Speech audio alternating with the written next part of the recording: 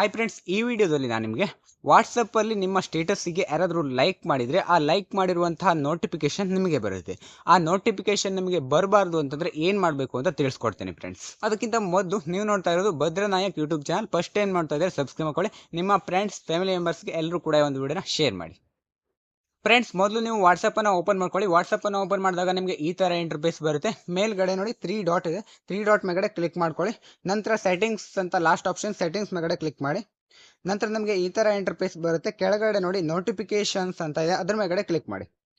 ಅದ್ರ ಮೇಲ್ಗಡೆ ಕ್ಲಿಕ್ ಮಾಡಿದಾಗ ಈ ಥರ ಇಂಟರ್ಫೇಸ್ ಬರುತ್ತೆ. ಕೆಳಗಡೆ ಸ್ಕ್ರೋಲ್ ಮಾಡಿ, ಕೆಳಗಡೆ ಲಾಸ್ಟಲ್ಲಿ ಬನ್ನಿ. ಲಾಸ್ಟಲ್ಲಿ ಬಂದಾಗ ನಿಮಗೆ ಸ್ಟೇಟಸ್ ಅಂತ ಇರುತ್ತೆ. ಸ್ಟೇಟಸ್ ಕೆಳಗಡೆ ರಿಯಾಕ್ಷನ್ಸ್ ಅಂತ ಇದೆ, ಅಲ್ಲಿ ಬಟನ್ ಆನ್ ಇರುತ್ತೆ ಫ್ರೆಂಡ್ಸ್. ನೀವು ಆ ಒಂದು ಬಟನ್ ಮೇಲ್ಗಡೆ ಕ್ಲಿಕ್ ಮಾಡಿ ಆ ಒಂದು ಬಟನನ್ನು ಆಫ್ ಮಾಡಿದರೆ ಸಾಕು.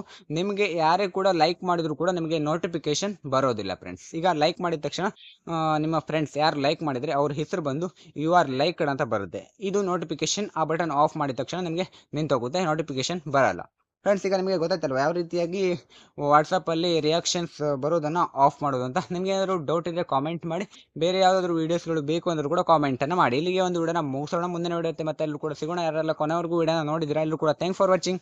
ಬಾಯ್.